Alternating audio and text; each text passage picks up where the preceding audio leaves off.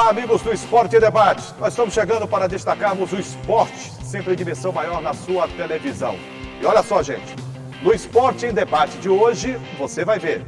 Sampaio perde no Castelão para o Brasil de Pelotas e permanece na terceira colocação na Série B. Imperatriz é goleado pelo Ferroviário em Fortaleza e continua a sua sina de derrotas na Série C. Pela Série D, Moto vence o Maré e encara o Fast Clube no mata-mata. Juventude Samas derrota o Santos e enfrenta o Bragantino do Pará na próxima fase. Você vai ver ainda o desempenho dos times maranhenses na Copa do Brasil de Fute 7, realizada em Fortaleza. E mais um bate-papo com o lutador maranhense Caio Borralho. O atleta é o atual campeão do Futuri MMA. Está cotado para representar o estado no UFC. Tudo isso e muito mais na edição de hoje do Esporte em Debate, que já está no ar. E nós começamos o Esporte em Debate em grande estilo, gente. Vamos falar de MMA e da perspectiva de participação maranhense no UFC. Aqui a reportagem do Esporte em Debate conversou com o repórter Ismael Gama com o atleta Caio Borralho. Ele falou sobre a sua história, né, no MMA, falou sobre as perspectivas de representar o estado do Maranhão no UFC, falou do andamento do esporte, fez comparações, inclusive, de contusões sofridas e se realmente é uma atividade perigosa, que pode gerar algum tipo de risco ou não. Ele quebrou, inclusive, alguns paradigmas, alguns pensamentos que as pessoas têm sobre a modalidade. Vamos dar uma olhada no Esporte em Debate? O maranhense Caio Borralho está a um passo de integrar o UFC, maior organização de MMA do mundo. O atleta, nascido em São Luís, mora em São Paulo e treina onde estiver, pelo menos entre 4 e 5 horas por dia. Nessa passagem por São Luís, Caio conversou com a equipe do Esporte em Debate e falou dos desafios da carreira e sobre o último título conquistado no Futuri MMA. Ele é o maior evento aí do Brasil, da América Latina na atualidade. Ele é o evento que mais exporta os atletas para o UFC, já exportou 9 atletas para o UFC. Então, é muito importante ser o campeão da categoria, porque você fica muito visto, né? Você fica em evidência no cenário nacional, e ele significa isso. Você está em evidência, está bem colocado no ranking, e aí o UFC, que é o maior evento do mundo, consegue te olhar e tem interesse em você e acaba te contratando. Então isso é muito importante para o esporte, não só aqui no Maranhão, mas nacionalmente, né? A gente ter cada vez mais atletas aqui do Brasil representando no maior evento do mundo de MMA. Caio, como é que você vê a popularidade do esporte ultimamente? Ultimamente tem caído um pouco. Assim, o esporte tem crescido muito. É o esporte que mais cresce no mundo, o MMA. Ultimamente tem caído um pouquinho porque a gente não tem tantos assim atletas em evidência no esporte. O que seriam os atletas campeões do mundo. Há alguns anos atrás a gente tinha o Anderson Silva, o Minotauro, uns 4 ou 5 atletas campeões simultaneamente do UFC. Então esse foi o tempo que o esporte mais cresceu, assim, eu acho, no país. Como é que a família vê tu nesse esporte, os pais e os outros familiares? Pô, cara, eu sou muito abençoado, velho. Minha família, ela me apoia muito. Claro que, assim, até hoje tem aquela preocupação, né, de se machucar e ter alguma coisa mais séria. É a preocupação de todo pai, né, assim. Mas, pô, meu pai é amarradão, minha mãe também, são uma das pessoas que mais me dão força. Meu pai me manda mensagem todos os dias, falando, bora treinar, filho, vamos aí e tal, sempre me animando. Minha mãe também, minha mãe é sem palavras e eles gostam bastante do esporte, aprenderam a gostar, aprenderam a entender um pouco mais, ver que além da violência que o pessoal vê bastante, e eu sou muito agradecido porque eles me apoiam muito nesse esporte, apoiam muito mesmo. Caio, o que está faltando para você chegar ao UFC? Mais visibilidade depois desse cinturão? Agora é mais questões burocráticas mesmo, né? Assim, eu fiquei muito em evidência depois dessa vitória, desse cinturão. Meu nome já está na boca dos matchmakers do UFC, os caras que comandam tudo lá. Já vi algumas 2 oportunidades que quase deram certo. Então agora o que está faltando mesmo é paciência. É esperar. Se não for agora, vai ser no máximo mais uma luta. Ganhando essa luta, já não vai ter jeito, os caras vão ter que me chamar. Vai ser mais ou menos isso e eu quero ser o primeiro maranhense a chegar no UFC.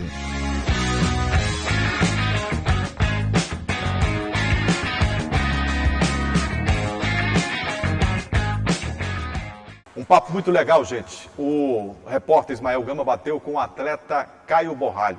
Falou muita coisa que a gente precisava saber e desmistificar algumas coisas em relação ao MMA também. Vou receber aqui o amigo, parceiro, Gregório Dantas.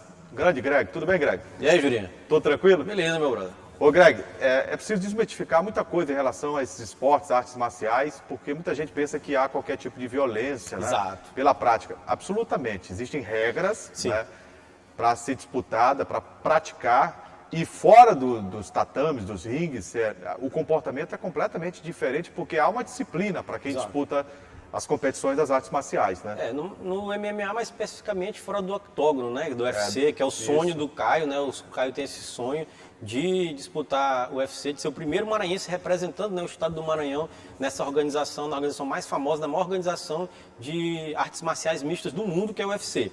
O Jurinha falou sobre entre aspas, violência do esporte. O Caio tenta desmistificar isso, dizendo que é um esporte que requer muita técnica e aprendizado, né? Claro, porque mistura todas as artes marciais possíveis, Isso. né? Claro que tem suas regras, suas limitações, alguns golpes que são proibidos, algumas coisas que não pode fazer, mas ele faz até aquela comparação que você destacou, Julinho, entre o futebol e o MMA. No futebol porque existe se a gente muito for- maior o número de contusões no futebol, não tem Se a nem gente for comparação. observar o tanto de lesões que o futebol traz, Muito mais. de joelho, menisco, ligamento, Isso. articular, Panturrilha, tá entendendo? Panturrilha, virilha. contratura muscular, distensões musculares, Isso, tá entendendo? Uma série de lesões, contusões Isso. que acontecem em relação ao futebol. E ele tem razão quando Traumatismo fala, né? craniano, né? Traumatismo Agora craniano, tá né? Em tendo alguns muito, né? alguns Infelizmente. momentos acontece, um choque Isso. de cabeça. Pois é, e então o Caio fala sobre isso, mas o mais importante, Juliana, na minha opinião, é a carreira, né?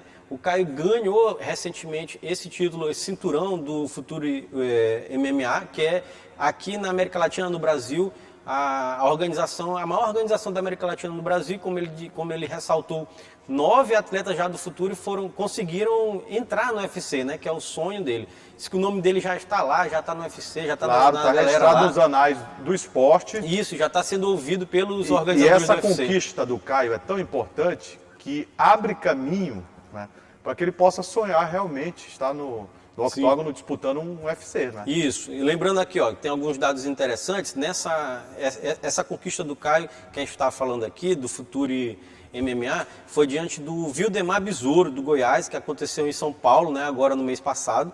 Lembrando que o Wildemar era invicto ainda, e o Caio já tinha uma derrota no cartel dele, né, e aí conseguiu essa vitória, e aí se credenciou assim, para estar lá entre os melhores, pelo menos do Brasil e da América Latina, sem dúvida, podendo chegar ao UFC. O Caio tem 27 anos, Julinho. Jovem. Isso, 84 quilos. Ele também destacou na conversa com Ismael o Ismael que ele fez Química Industrial aqui na UFMA, não terminou o curso, né?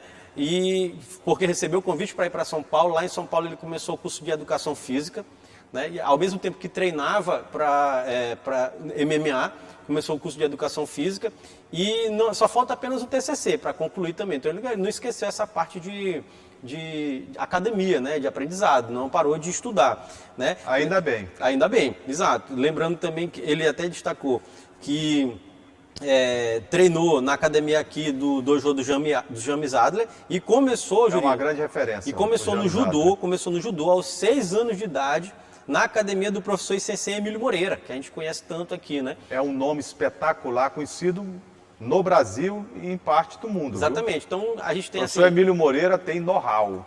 Exato. Então assim, o Caio ele é um lutador de MMA que tem suas raízes no judô. Claro que depois teve aprendizado de jiu-jitsu, muay thai, mas ele é um atleta original, né, originário do judô. E aí, quem sabe, né, conseguindo chegar no UFC, poderemos ter um Vai maranhense brilhar. disputando o UFC, sendo campeão Com do UFC. certeza que vai aí brilhar. Seria fantástico, sensacional. Boa sorte para ele, tem tudo para chegar lá, viu?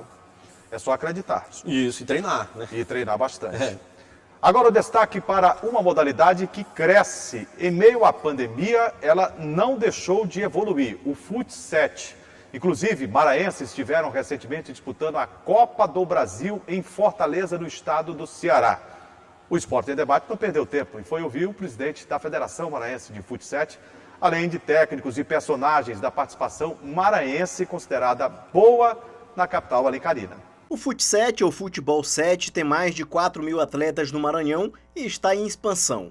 O esporte é jogado numa quadra retangular, com grama sintética e cada time tem 7 jogadores. Na última competição, realizada em Fortaleza, no Ceará, 4 times do Maranhão participaram do campeonato. O Remo SLZ Fut7, Solar Fut7, Peniel e Moto Fut7. O presidente da Federação Maranhense falou sobre os desafios da modalidade no estado. Já há 4 anos, que a modalidade tem aqui no estado, mas a gente não tem campos oficiais para a modalidade. Então a dificuldade de fazer uma categoria adulto justamente é essa. É uma estrutura para ser feitos esses campeonatos, que nem a gente tem outros estados aqui no vizinho, no estado do Piauí, né? O time de lá foi o campeão, o Resenha foi campeão da Copa do Brasil e campeão brasileiro. Mas eles já têm uma estrutura lá, inclusive campos abertos ao público, que é um projeto que a gente já tenta trazer para cá para o estado do Maranhão já há praticamente 3 a 4 anos. O Magno é treinador do Moto Fut7 e, apesar das dificuldades enfrentadas pelos apaixonados pelo esporte, fez uma avaliação positiva com a participação dos times maranhenses. Para a gente não deixar de não competir, a gente fez um esforço máximo. Infelizmente não conseguiu o êxito que a gente queria. Infelizmente o futebol acontece, a gente dominou os 3 jogos, a gente conseguiu uma vitória e um empate. Mas essa coisa de futebol, isso dá mais força para que ano que vem a gente treine mais. Espero que o governo, com a entidade privada, faça uns campos adequados para o adulto, né? Porque a gente vê campo para infanto, mas para adulto é complicado jogar aqui em São Luís.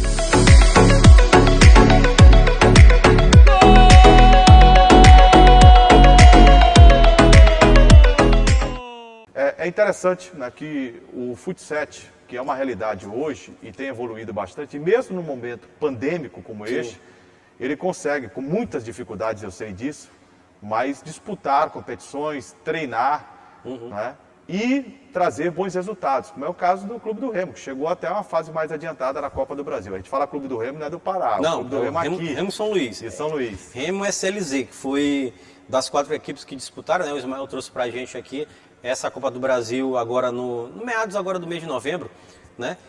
Entre os dias 20 e 22 de novembro foi disputada essa Copa do Brasil lá em Fortaleza. Tinha equipe do Brasil todo, né? O campeão foi a equipe do Resenha Piauí, o Dadá falou pra gente, destacou, né? Que é muito forte o Fut7 no Piauí, tem inclusive campos públicos, né? Uma coisa que falta aqui no Maranhão, né? A gente até cobra, já conversamos com isso algumas vezes.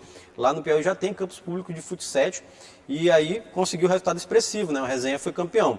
O Jurian destacou, o Remo SLZ foi a equipe melhor colocada do Maranhão. Tivemos outras equipes, o Peniel, o Motoclube e o Solar. Foram 4 equipes participantes. Exato.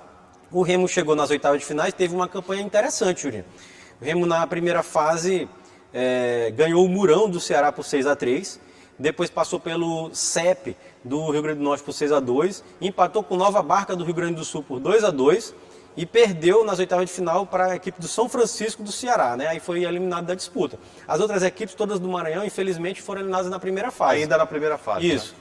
Ainda na primeira fase, mas isso mostra que uma evolução, né? 4 equipes se classificando para uma Copa do Brasil, uma chegando em oitava de final, é um resultado expressivo para um esporte que é tão recente aqui, né? Apenas 4 anos. Tão recente, que tem dificuldades estruturais, como você falou ainda há pouco.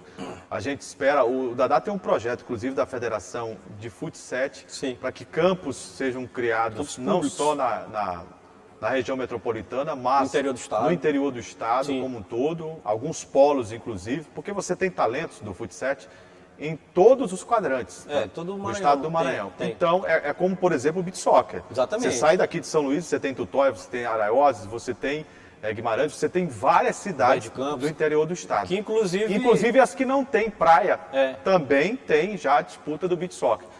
É o mesmo caso praticamente, numa escala menor, porque o beach soccer está há mais tempo. Né? Mas o Fut7 ele tem se desenvolvido bastante, mesmo com essas dificuldades todas que a gente vem relatando aqui. E no momento, né, que é de dificuldade para o esporte mundial, no momento da pandemia. Verdade. E o Dadá até falou, Julinho, sobre o problema de calendário, né? Esse ano todas as competições foram canceladas aqui em São Luís devido à pandemia.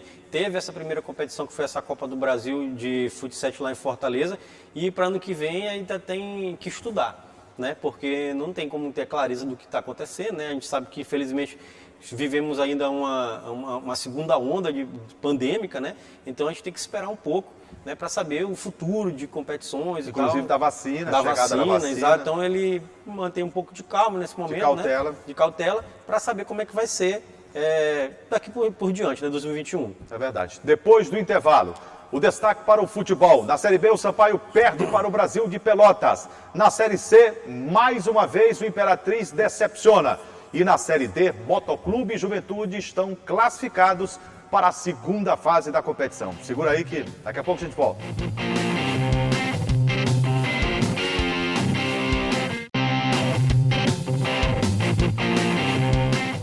Já estamos de volta com o Esporte em Debate. Campeonato Brasileiro da Série B. O Sampaio Corrêa enfrentou no final de semana a representação do Brasil de Pelotas.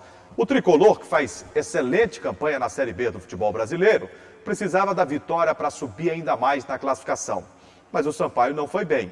Perdeu para a equipe gaúcha por 1-0, numa falha individual grotesca do zagueiro, o bom zagueiro Joécio. Ele recebeu a bola do Gustavo, teve dificuldades para domínio, perdeu o controle da bola e o De La Torre, que não tem nada a ver com isso, aproveitou a falha e com a meta escancarada aos 10 do segundo tempo fez 1-0 para o Brasil de Pelotas. Vitória esta fora do script tricolor na Série B do Campeonato Brasileiro. Ô Greg, Sim. se a gente for somar o que o Sampaio Corrêa já teve de falhas individuais Ave e Maria. gols tomados em virtude dessas falhas individuais, O que é que tem? rapaz, dá um caminhão. Era líder. Tira essas falhas individuais, o Sampaio era o líder da Sampaio era o competição. líder, né? Era. Teve aquela Porque só o Paulo Sérgio teve uma sequência de 2 ou 3 jogos infelizes, né? Os primeiros jogos, o Sampaio falhou muito individualmente, até jogando bem, perdeu os jogos por isso. O Paulo Sérgio cometeu pênaltis, foi expulso, recuou bola para goleiro e foi gol. Então ele teve aquela sequência de erros muito grande nas primeiras rodadas, nas 4 primeiras rodadas do Sampaio Mas na o Série B. Joécio aprendeu? Aí teve a reformulação do sistema defensivo com Daniel Felipe e Joécio, melhorou muito, só que nesse jogo, a gente tem que ser bem claro, e especificamente, Joécio falhou bizonhamente. Ele errou gravemente, Um erro terrível. Terrível, ele mesmo reconheceu que Para errou. um jogador da Exato. qualidade dele, Exato. erros acontecem. É bom que a gente Sim. diga isso, Sim. porque às vezes se crucifica muito por um erro. Eu erro, você erra. Claro. Né? Claro que todos nós erramos, nós somos seres humanos. Mas o erro foi gigantesco. Foi. Né? Um erro que Foi foi um- crucial para a derrota do Sampaio Foi um erro de 3 pontos, diante né? do Brasil de Pelotas. Foi um erro Agora, de 3 pontos. o Sampaio é bom que a gente possa falar Sim. aqui, não perdeu o jogo só por isso. Não. Ô Greg, eu percebo que o Sampaio, ele precisa reformular taticamente a sua maneira de jogar nessa Série B do Campeonato Brasileiro. Você sabe por quê? O Sampaio, hoje, é conhecido aqui e na China. Todo mundo sabe a forma de jogar do Sampaio. Qual é? Tem 2 volantes, um que marca mais, um que sai para o jogo, que é o Vinícius. Tem um meia homem para fazer centralizado. a ligação, é o meia de atacante. E tem 2 jogadores pela extrema e um centroavante centralizado. O Sampaio joga no 4-3-3. O que fez o Brasil de Pelotas? Inteligentemente, e assim outras equipes vão fazer. É bom que o Condé se ligue. Ele é inteligente, é um cara preparado. Mas o que a gente pode perceber? O Tencate, que inclusive já chegou a ser pretendido pelo Sampaio Sim. em outros Há anos. muito tempo no Londrina, 7 anos. O Tencate, ele inteligentemente armou uma linha de 4 para surpreender esses 3. Um ficava na sobra. Né? Ele anulou o Roney pelo lado esquerdo do ataque do Sampaio e anulou também o lado direito do ataque do Sampaio.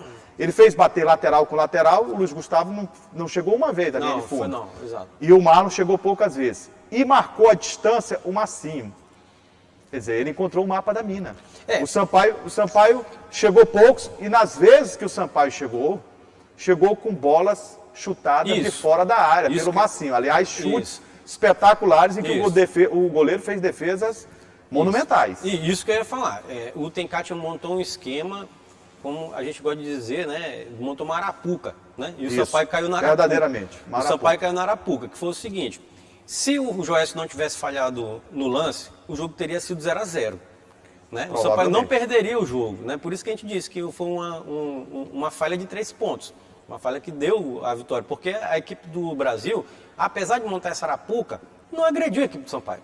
Mas não precisou. Exato, não precisou. Não precisou, porque o Sampaio entregou os pontos. Exatamente. Então, assim, a falha individual deu o resultado. Só que é o seguinte, como o Jurinha falou, a arapuca funcionou. O Tencate montou aquelas linhas defensivas, preencheu o espaço, não deixou a equipe do Sampaio atacar. E aí o que o Jurinha falou foi exatamente o que aconteceu. O Sampaio ficou necessitando de Massini, por criatividade e qualidade técnica que ele tem, de chutar de fora da área. E a maior necessidade, sabe qual foi? Foi do treinador.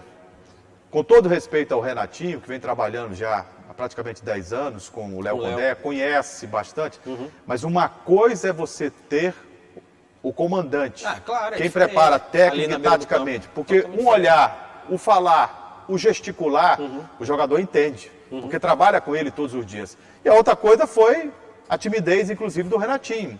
Às vezes o treinador não tem aquela postura, o auxiliar técnico, que pode ser não cobra um treinador, não cobra. E às vezes quem está jogando, por mais que respeite aquele profissional, mas não tem a mesma ligação. Não, é porque entendeu? O sentimento de hierarquia, né? Isso. Isso. Então, eu tenho a certeza, se o Léo Condé está no jogo, ele tinha modificado. Porque o que é que ele precisava fazer? A gente aponta o defeito e mostra qual seria a sugestão. O que é que ele poderia ter feito? Ele abre mão, saca o Roney, que estava completamente dominado. Ele coloca o Johnny para dialogar no meio-campo com o Massinho. Ele dá um preenchimento e uma ocupação de espaço. Sim. Ele desmonta essa marcação e ele pode fazer um flutuando vindo pelo lado direito ou pelo lado esquerdo para encostar no Caio Dantas e o Caio Dantas centralizado. Em um outro momento, ele poderia até abrir mão da referência que estava dominado completamente pelo sistema defensivo, o Caio Dantas, e coloca dois atacantes de velocidade. Poderia. São alternativas. Isso. Que você tem que construir com a leitura do jogo. E aí faltou o Condé, que estava acometido da Covid, né? Está se recuperando, já volta agora para o próximo jogo. Exatamente. O Jurinho deu as soluções, poderiam ser essas sim. Não, eu dei sugestão, né? Porque é muito fácil a gente falar aqui, né? Na hora ali, são outras situações. Isso aqui é uma sugestão, é uma maneira, a minha visão, que não significa dizer que eu estou correto, eu quero deixar isso bem claro, eu não tenho verdade absoluta, é uma forma de entender e de fazer a leitura do futebol. É porque quando o time está sendo dominado no meio campo, como era a equipe do Sampaio, dominado entre aspas, dominado assim no sentido de não conseguir produzir ofensivamente, né? Porque também não sofreu. Mas estava sendo dominado no sentido ofensivo, o Sampaio não conseguia produzir. Então, o que é que você faz? Você tem que dar mais criatividade para encher o meio campo, que era a solução que você deu. Poderia trazer mais um homem do meio campo, que é o caso do Johnny, podia ter entrado ali para ajudar o Massinho nesse processo de articulação e botava esse jogador solto, como você falou. Você desmonta a marcação adversária, que aquilo ali foi visto o vídeo diversas vezes, ó, como o Sampaio joga. Olha o Rony, pelo lado esquerdo, ele dá um corte para inventar. Olha como o Luiz Gustavo chega na linha de fundo. Isso. Tá entendendo? Olha o posicionamento do Caio Dantas. Quando o Luiz Gustavo vai para a linha de fundo, ele vai ocupar o segundo pau. Aquilo ali é treinado. Isso. Aquilo ali é treinado. Então, a forma de jogar do Sampaio hoje, eu quero dizer o seguinte, é previsível. Todo mundo já sabe. Todo mundo já sabe. Aqui no Brasil e na China. Pela globalização. A Série B, ela tem essa repercussão nacional e internacional. E todos os jogos são transmitidos, né? Então o time é muito fácil ter acesso ao jogo do Sampaio. Outra solução que ele poderia ter feito, Juninho, era botar um segundo centroavante. Aí ele ia explorar a jogada aérea. Poderia explorar, porque não estava conseguindo botar a bola dentro da área, estava só explorando o chute fora da área. Ele poderia ter essa ideia de segundo centroavante, poderia, como você falou, tirar mais um homem de velocidade, aliás, tirar o Caio Dantas e botar mais um homem de velocidade, que aí ele poderia explorar a velocidade, um contra um. São algumas soluções possíveis, né? Porque quando você tem um jogador de características de dribles agudo, você quebra as linhas. Quebra a linha. Você quebrando as linhas, né? Desmonta a defesa. Você desmonta a defesa adversária. Exatamente. Então teriam algumas possibilidades. Mas não foi o que aconteceu. O Sampaio infelizmente perdeu. E aí agora, Juninho, aliás, continua na terceira colocação por conta da série de resultados. Lembrando também que a Chapecoense vem de 2 resultados ruins, então estacionou nos 47 pontos. Perdeu para o Cruzeiro, né? Isso. Estacionou nos 47 pontos, então não distanciou muito do primeiro, só que em contrapartida, quinto, quarto, terceiro tem 40 pontos. Está todo mundo ali igual, né? Então está muito equilibrada essa disputa ali entre aspas, outras 3 vagas que tem acesso, né? Que a Chapecoense está um pouco mais acima, mas não disparou tanto. Sampaio tem pela frente agora na terça-feira, dia 1º de dezembro, 9h30 da noite, no Moisés Lucarelli, a Ponte Preta, confronto direto importantíssimo do Sampaio. Né? A Ponte Preta também está ali colado. Fundamental. É. Para o Sampaio não sair do G4. Exatamente. Né? Ficar lá em cima. Série C do Campeonato Brasileiro. Mais uma vez, o Imperatriz foi goleado. A gente não está repetindo aqui o programa, não.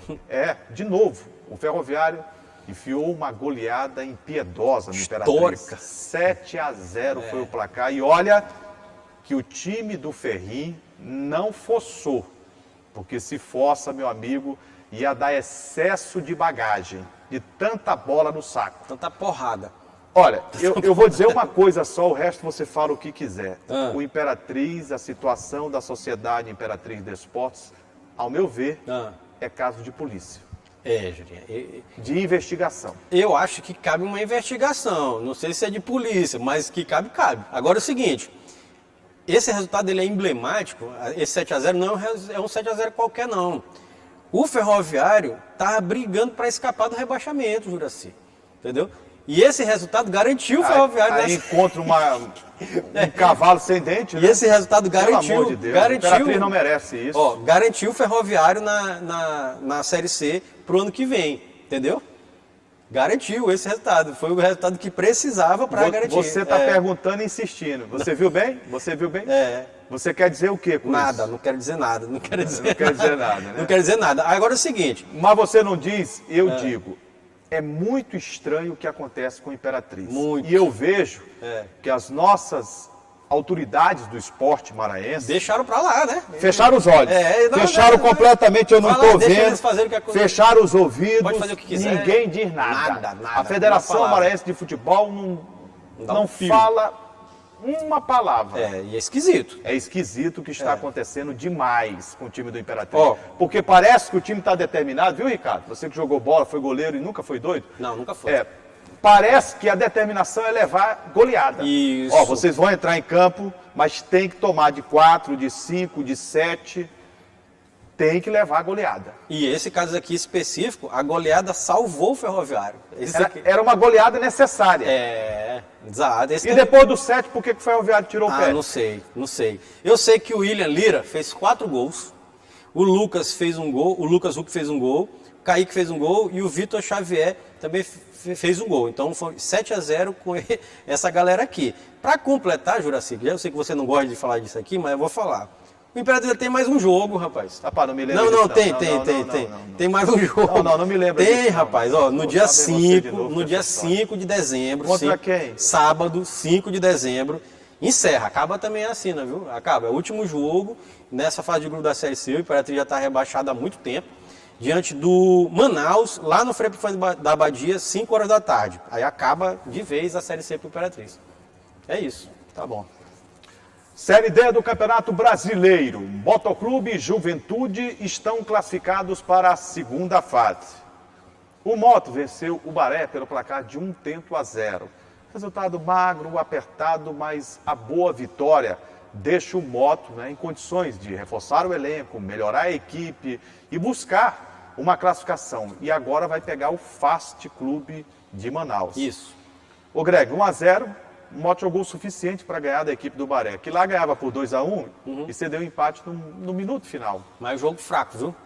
Fraco, né? Fraco. Mais fraco do que caldo de peteca. Foi, dos dois times, inclusive, né? O Moto encontra esse gol aqui com o Alan Lima. Jogo muito fraco, as duas equipes ruins. Infelizmente tem que dizer isso aqui. Ruins as duas equipes. O técnico do Moto, perigoso isso aqui ele tá ficando afônico de tanto pedir reforço. Aí assim... E até agora... O Moto com resultado termina em terceiro no grupo, né? O Altos ficou em primeiro, o River em segundo, o Moto em terceiro. E o Juventude, já a gente fala, ficou na 4ª colocação. O Moto vai encarar o Fast. E aí, lembrando, por que o Moto ficou em terceiro? Decide fora de casa. Não tem data ainda até esse exato momento, né? A CBF ainda não disse quando que vai ser a data, o horário dos jogos, ainda não tem isso, mas tem isso aqui já é fato. O primeiro jogo é aqui em São Luís e o segundo jogo é fora de casa, em Manaus. Alguns acham que isso tem um efeito. Eu acho que hoje, com a pandemia, o mando de campo, né, sem torcedor... Perdeu muito. Tem até perdeu pesquisa. bastante. Tem até pesquisa sobre isso já foi Já realizado. perdeu bastante. Que o fator mando de campo perdeu muito. O outro resultado, a equipe do Juventude Vamos passou lá. pelo Santos. E tinha que ganhar. Em Macapá. E a gente estava falando isso no programa passado, que a equipe do Juventude tinha que ganhar, e tinha mesmo, porque a equipe do São Raimundo ganhou. Ganhou do Altos, né? Olha aí, se o Juventude Se não vence, se perdesse, estava fora. Estava fora. Estava eliminado. Então o resultado foi importantíssimo para a equipe do Juventude, ganhou fora de casa da equipe do Santos do Amapá. Os gols foram marcados. Não, aliás, o Santos abriu o placar com o Matheus, fez o gol ainda na primeira etapa, né? E na segunda etapa o Gotinha, mais uma vez, viu, Juninho? Gotinha entrou no segundo tempo, fez o gol de empate em cobrança de pênalti, depois virou o jogo em outra cobrança de pênalti. 2-1 para a equipe do Juventude. O Juventude terminou na 4ª colocação. faz boa campanha. E está Juventude. classificado. Para mim é uma surpresa agradável. Bem legal. Bem legal mesmo, Juventude. Eu sempre torço, você sabe, eu sempre torço para time do interior conseguir esse destaque, né? Eu passei muito tempo torcendo com o Imperatriz, né? E agora fez essa campanha vexatória aí. E hoje não torce mais. Não, eu torço depois. Quando mudar aquela realidade lá, aí eu vou começar a torcer. Mas o Juventude... Não deixa de torcer, não. Uma hora muda. Não, eu torço por aquela diretoria que eles fizeram lá, não tem como, absurdo. Não tem como torcer, não, isso aí. Mas pelo trabalho realizado anteriormente, era fantástico, né? A Imperatriz estava fazendo campanhas fantásticas. Mas voltando ao assunto de Juventude, eu torço por equipe do interior, acho muito legal quando eles chegam a nível nacional assim, mata-mata. Juventude vai encarar o Bragantino do Pará e, a exemplo do Moto, também joga a primeira partida em casa. Ô Greg, tem uma boa notícia também para o Maranhão Atlético Clube, que este ano não foi bem na primeira divisão, tanto é que foi rebaixado para a Série B do Isso, Campeonato foi Maranhense péssimo, né, na de verdade. 2021. Foi péssimo, né? O Maranhão rebaixado. não foi bem. Mas nas divisões de base, o Maranhão vem conquistando bons resultados. Na Sim. Copa do Brasil, por exemplo, Sub-17, Sim. o Maranhão se classificou e vai enfrentar, né, o Flamengo Sim. na próxima fase da competição. É interessante, vive um bom momento e neste mês de dezembro a gente, quem sabe, no confronto possa dar Maranhão Atlético Clube, a gente torce, tem um bom trabalho. O Maranhão está começando a reviver aqueles bons momentos da década de 90, final da década de 90, onde tinha um trabalho Revelou muito muita grande, gente. revelou muitos bons jogadores. É claro que é um começo, mas um começo que começa, aliás, um começo que já mostra Isso. que esses resultados começam a aparecer, né? Esses resultados na Copa do Brasil mostram que o Maranhão tem tudo para reviver esses momentos É assim, na sua divisão de base. Verdade. E mostra que todo o trabalho para chegar no futebol profissional, Greg, não adianta, tem que passar pela divisão de base. Tem. Assim, ó, o caso do Maranhão é um caso emblemático aqui dentro do nosso estado, porque o Maranhão, diferente de outras equipes, nunca acabou 100% mesmo a categoria de base, né? Sempre manteve lá e tal, tinha tradição, como você já falou, começo da década de 90, revelou muita gente e sempre teve esse trabalho. Agora conseguiu um resultado expressivo, muito legal, né? Vai chegando em fases adiantadas de campeonato brasileiro. Então é importantíssimo o que está acontecendo, tomara que os meninos do Maranhão Atlético Clube continuem, né? E já pensando em 2021, né? Isso. Porque se fizer realmente Sub-17, né? uma boa base, né? Esses meninos logo podem estar numa Série B. Porque o Maranhão vai disputar a Série B no Vai ano que vem. disputar a Série B. A Série B do Campeonato Maranhense. Isso. É triste, mas é verdade. Né? É uma realidade. A realidade é essa. Gente, chegamos ao final do Esporte em Debate. Obrigado a todos pelo carinho da audiência. Lembrando a você que nós temos sempre esse encontro marcado todas as segundas-feiras, às 8 horas da noite, às terças às 7h30 e às 2h30 da tarde. Ô Greg, os canais de interação para que o público possa participar. Pois é, o telespectador pode contribuir com o nosso programa através dos nossos canais de interação. Primeiro é o nosso site, que é o al.ma.leg.br/TV. Tem também o telefone da nossa redação, que é o 3269-3028. Nosso WhatsApp que está passando aqui embaixo da sua tela. Ô Greg, finalizar o programa e agradecer toda a equipe pelo trabalho. Certo.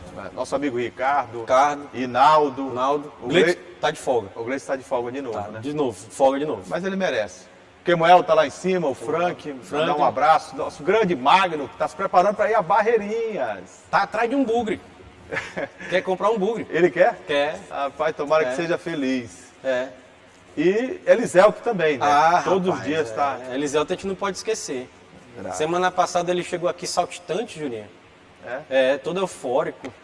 Quando eu olho ele assim, saltitante, eu me lembro daqueles carneirinhos, né? Ele parece um carneirinho mesmo, que é saltitante. Ele veio verdade. desse jeito aqui, eufórico, pulando. Gente, um grande abraço, obrigado pelo carinho da audiência e até a próxima com Esporte em Debate. Tchau. Tchau, galera. Até a próxima. Valeu.